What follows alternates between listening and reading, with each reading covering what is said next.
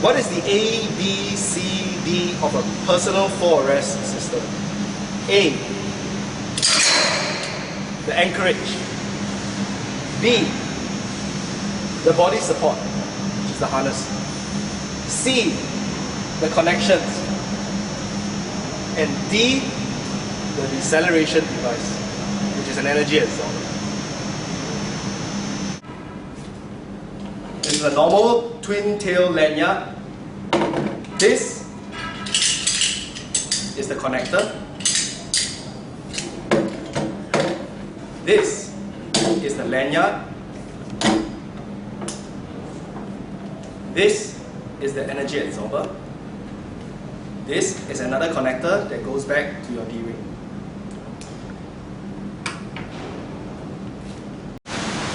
Your personal fall arrest system should not be anchored onto aluminum scaffold guardrails.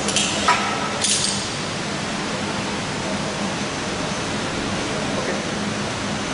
Do not anchor your personal fall arrest system to sprinkler pipes.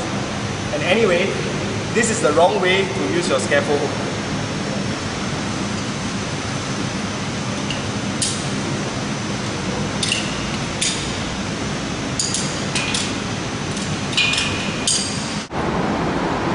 Do not anchor your personal fall arrest system on standard guardrails.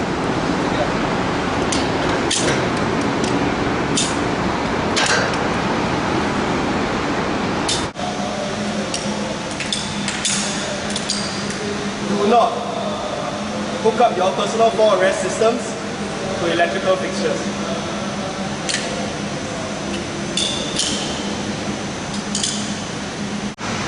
Do not hook up your personal fall arrest system to rungs on the ladder.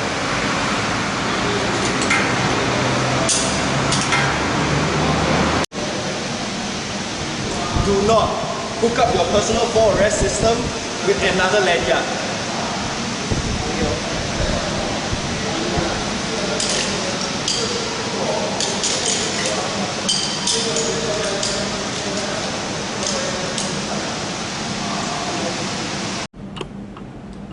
Poor maintenance of your fall protection equipment can cause you great problems when you actually need it to arrest your fall. Now, what are some of the common maintenance issues? 1. Frayed webbings, cuts on your webbing, corrosion, faulty snap hooks that don't work, damaged lanyards, damaged or tempered energy absorbers, or deployed energy absorbers. Take care of your equipment. They will take care of you. Guys, one of the common work at height accidents is falling from the ladder. Do not underestimate this. Falling from structures is another common accident in our industry. Accidents happen frequently also on scaffolds and other temporary working platforms. 3 types of ladders commonly found on work sites: portable step ladders, portable vertical access ladders, fixed vertical ladders. Now, if you are satisfied that all reasonably practicable measures have been taken effectively, you can endorse on the permit to work and then forward it to the authorized manager. As a work at height safety assessor, before you endorse a permit to work, you must go and inspect the site together with the supervisor in order to assess the actual location where the hazardous work at height is going to be carried out. Ladders are used very often in many work situations to provide access to height. If not used properly, ladders can lead to serious or fatal accidents at work. From the Code of Practice for Working Safely at Heights, these are the safety guidelines for using ladders safely. Common causes of accidents in using ladders: poor construction, unsound material, and materials of inadequate strength. or setting up ladders in passageways and doorways, ladders near the edge of an open floor, and working on ladders continuously for extended periods of time. Overreaching, and carrying hand tools when ascending and descending the ladder. These are some of the common accidents that happen in the use of ladders.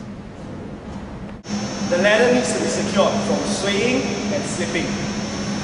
Now, it's climbing up the ladder. It needs to maintain at least 3 points of contact. 1, 2, 3. Some basic requirements when using the ladder. Ensure that the height to base ratio is about 4:1. 4 vertical to 1 horizontal. Do not carry tools when climbing the ladder. Maintain 3 points of contact. Get your assistant to pass you the tool. What are some of the common accidents that happen in the use of tower scaffold? 1. Unprotected edges. Now, unprotected edges are hazardous because the worker is not protected from a fall on that open edge. Please put back the guardrails.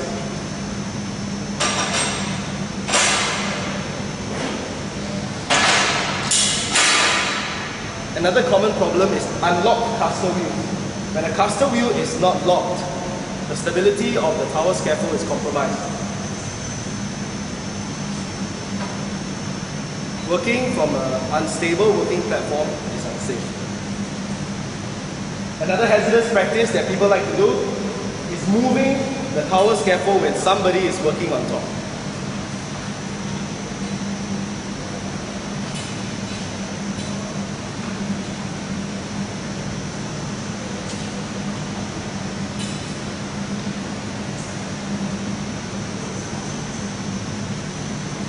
Other common problems in the use of tower scaffold is the hazard when climbing the ladder. The 10 components of the fall prevention plan can be found in the Code of Practice for Working Safely at Heights. It's a good code of practice. You find it in Chapter 3, the components of a fall prevention plan. Number 1, you must have a policy for fall prevention. A policy states in unambiguous terms the organization's approach and commitment towards fall protection. Number 2, responsibilities. Now, responsibilities state which competent person is responsible for which component of the fall prevention plan. Number 3, risk management. This means hazard identification and risk assessment. Now, hazard identification and risk assessment needs to be done in order for you to know what risk you're actually going to deal with and what plans you're going to use to abate them. Number 4, risk control measures. It deals with the hierarchy of controls. It says how your organization is going to use the hierarchy of controls to deal with the various hazards that's present in your work site. Number 5, safe work procedures. Safe work procedures, SWP, is a very common form of administrative control that is used to tell people, and tell your own people, how you're going to carry out a certain work safely. 6, the use of personal protective equipment. Now, PPE is a last resort, and that's the reason why PPE needs to be good. PPE is the last resort, and it needs to be maintained, it needs to be taken care of, and it needs to be used properly. Number 7, inspection and maintenance of these PPE. Number 8, instruction and training, because training needs to be undertaken by the workers in order to carry out their work safely and efficiently. Number 9, in the event of an accident or incident, there's accident and incident investigation. How does your organization investigate all these incidents and accidents in order not to repeat them? And lastly, work at height, you've got to deal with contingencies. Emergency response. Point number 10 of the fall prevention plan is emergency response. How does your organization deal with an emergency on site? All these can be found in the Code of Practice for Working Safely at Heights. some of the duties of a responsible person as prescribed in the Workplace Safety and Health Work at Height regulations are as such. Needs to ensure that no work at height is carried out where it is reasonably practicable to carry the work safely otherwise than at height. That's in Regulation 4.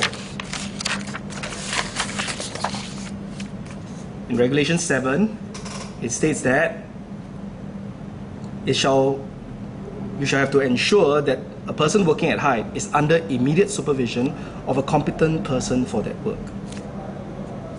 In Regulation 10,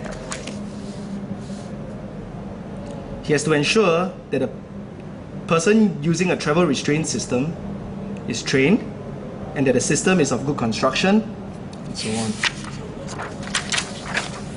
In Regulation 11, he has to ensure that the for-arrest system is of good construction and every person using the system is trained. In Regulation 12, he has to ensure that the inspection of travel restraint systems or for-arrest systems are being carried out by somebody who is competent. In Regulation 16, he is to ensure the safety of roof work.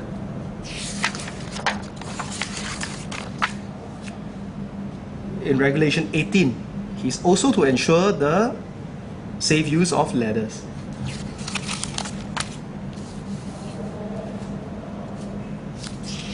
In Regulation 20, he is to appoint a competent person as an authorized manager for hazardous work at height. To also appoint a competent person as a work at height safety assessor for hazardous work at height. And to ensure that a permit to work system is implemented for hazardous work at height. 3 systems commonly used in work sites to prevent fall from height accidents, as defined in the Code of Practice for Working Safely at Heights, are as follows. 1. In Chapter 6, fall prevention systems. In Chapter 8, travel restraint systems. In Chapter 9, fall arrest systems. These 3 systems, stated in the CP, are commonly used to prevent work at height accidents. This is an aluminum tower scaffold. This is a Castor wheel.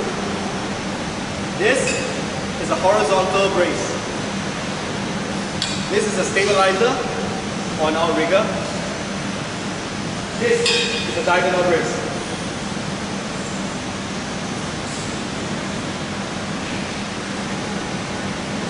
This is an inclined ladder. This is the trapdoor.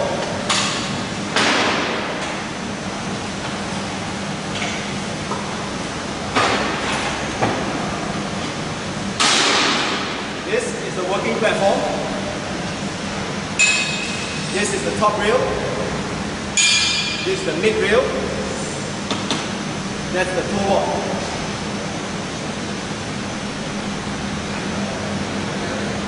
In the Workplace Safety and Health Work at Height Regulations 2013, it's in the schedule.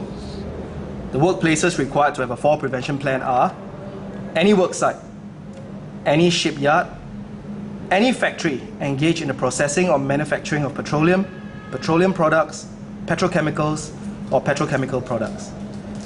Any premise where the bulk storage of toxic or flammable liquid is carried on by way of trade or for the purpose of gain, and which has the storage capacity of 5,000 or more cubic meters for such toxic or flammable liquid.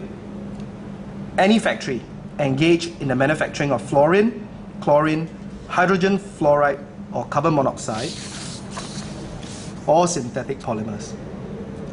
Any factory engaged in the manufacturing of pharmaceutical products or their intermediates.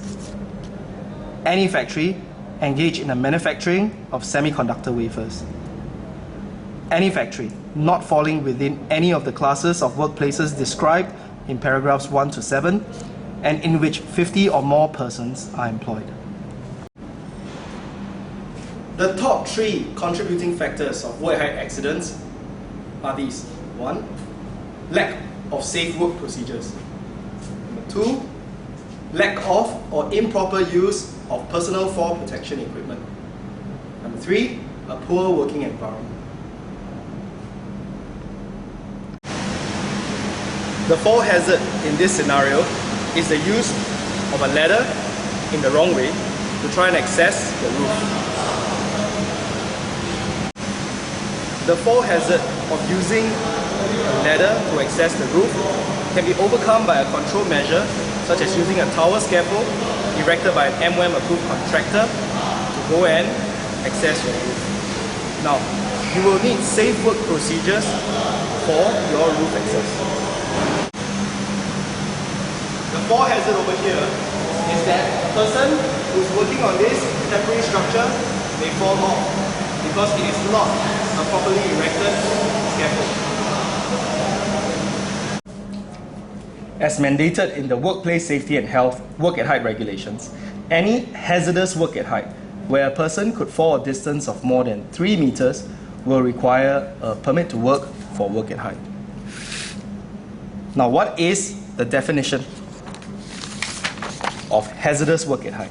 In the regulations, hazardous work at height means work in or on an elevated workplace from which a person could fall, in the vicinity of an opening through which a person could fall, in the vicinity of an edge over which a person could fall, on a surface through which a person could fall, or in any other place, whether above or below ground, from which a person could fall a distance of more than 3 meters.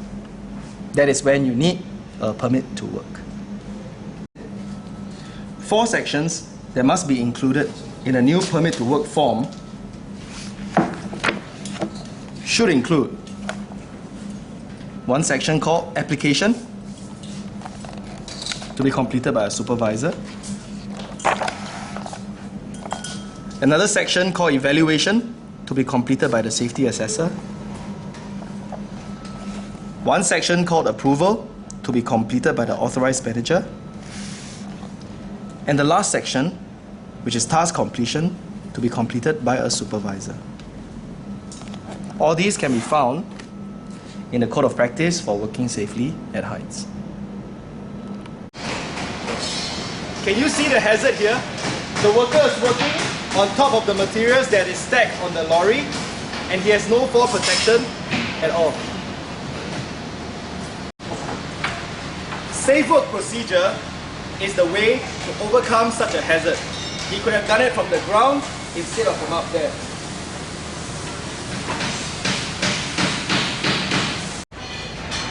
Can you all spot the work at height hazard over here? This is an open edge. It is a very, very major work at height hazard.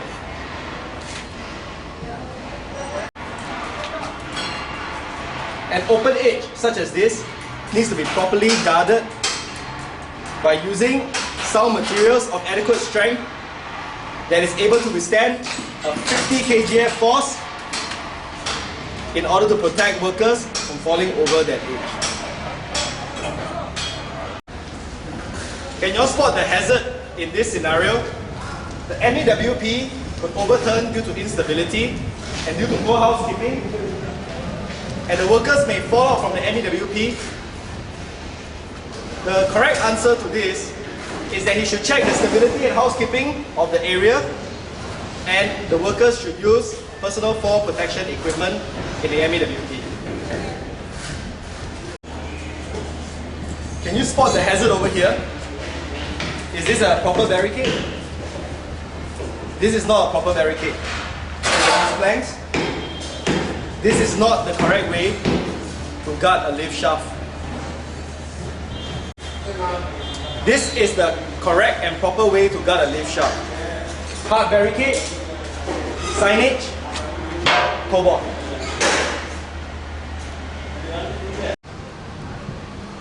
Look at this scenario. The 4 hazards in this scenario: open edges, possible fragile roofs. The worker could fall off without any protection. This will happen across most of the roofs if they look like this in your work site. Now, what are some of the control measures that you can use? For one, you can have proper lifelines and anchorages. The worker could be wearing a proper personal fall protection equipment and using it correctly. and he should have safe work procedures for carrying out his work.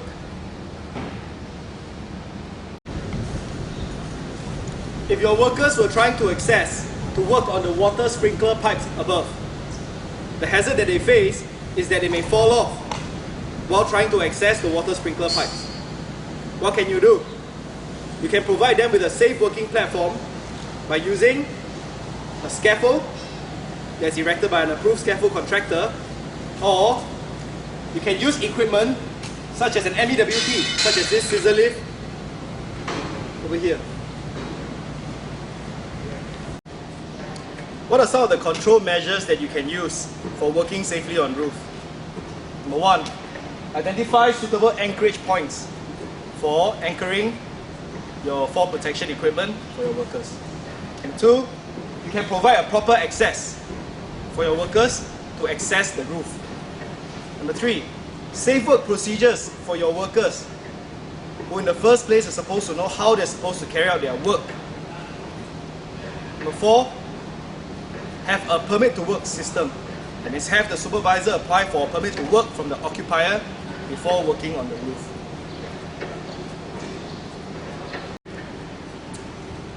Some other control measures that you can use in working safely on roofs. Number one, you can identify whether or not you can use horizontal lifelines or vertical lifelines. Number two, you can see if your workers can use an adequate travel restraint while working on the roof. Number three, you can inspect the roof to see if there are any fragile surfaces or hazardous substance on the roof. Number four, you can provide temporary edge protection along the edge of the roof. One way to obtain a safety factor of 2 for your anchor is to reposition your anchorage. By repositioning your anchorage to a higher position, it will limit the free fall distance.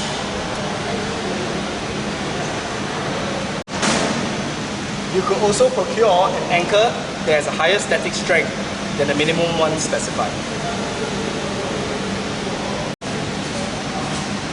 You can also incorporate an energy absorber into your fall protection system. That will limit the force to 6 kN if you're using an EN or SS standard energy absorber. Access to the rooftop should come in the form of a properly erected stair access. Ideally, you should get it erected by an approved scaffold contractor. A proper access, proper guardrails, proper stairs, proper landing platform.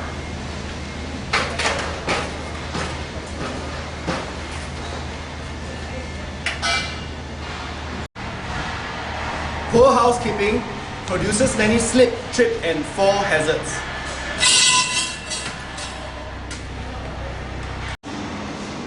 Good housekeeping prevents a lot of slip, trip and fall hazards.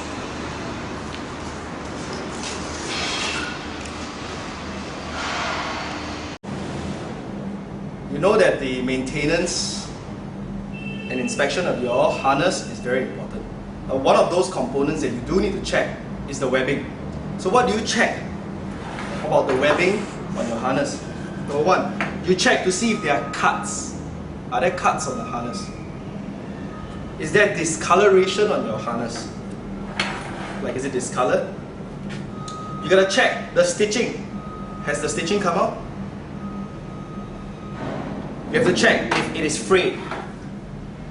If a harness is frayed. You also gotta check for signs of chemical damage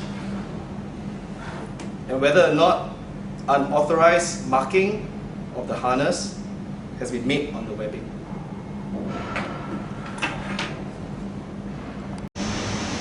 What is the difference between a fall arrest system and a fall prevention system?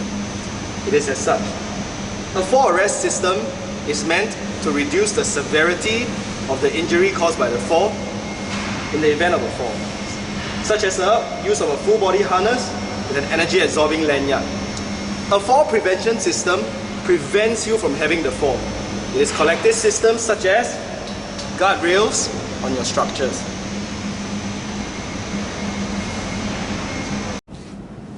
Common causes of accidents involving the use of ladders tend to be as such. The ladder is not made of good construction, not made of sound material, and it's of inadequate strength. Ground that is not level or not firm enough. Defects such as broken rungs or cracks. And lastly, for someone failing to maintain 3 points of contact on the ladder.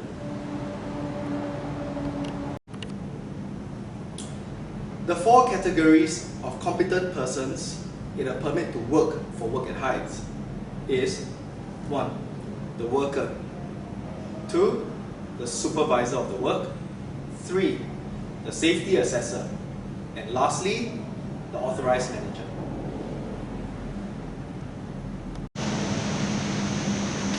How should you equip your worker who is required to climb up a vertical ladder? 1. He's wearing a full body harness with a front D-ring, a front attachment point. And he's using a for arrestor to be used with a vertical lifeline.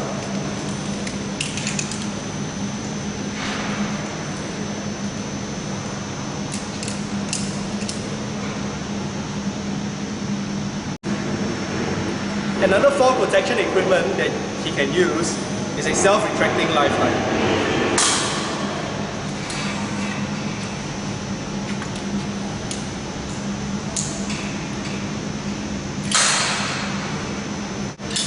Okay, start. Yet another method that can be used is to use the twin lanyard that comes together with his full body harness and use the 100% tie-off method.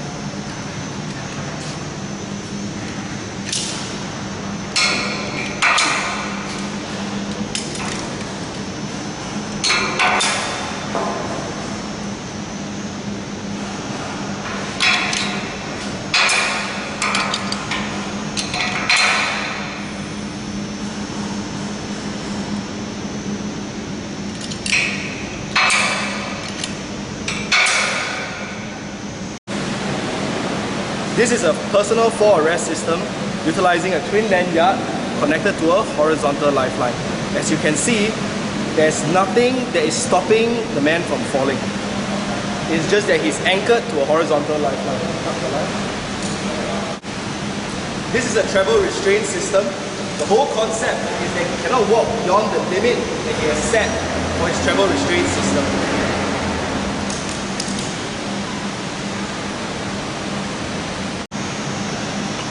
This is a work positioning system. The system is taking his entire body weight. Now, a work positioning system must not be used by itself. It must be used in conjunction with a personal for arrest system, such as the self-retracting lifeline or with a safety hook that is connected to his twin lanyard, that is connected to his body harness. Before using an MEWP, a site assessment is necessary. For example, the height of the area to work on, the leveling and foundation of the ground. The ground needs to be level, the height needs to be achievable by a correctly chosen machine. Have a look at this. A snap hook, energy absorber, twin lanyard. This is a certificate of test. It has the type and description of the lifting equipment, 2-inch, 6.5 meters ratchet strap with 2 number of large snap hooks on both ends. It has a PE endorsement over here. Now, does this make it a valid certificate for a fall protection equipment such as a twin lanyard with energy absorber? It does not, because this is a certificate of testing for a lifting equipment.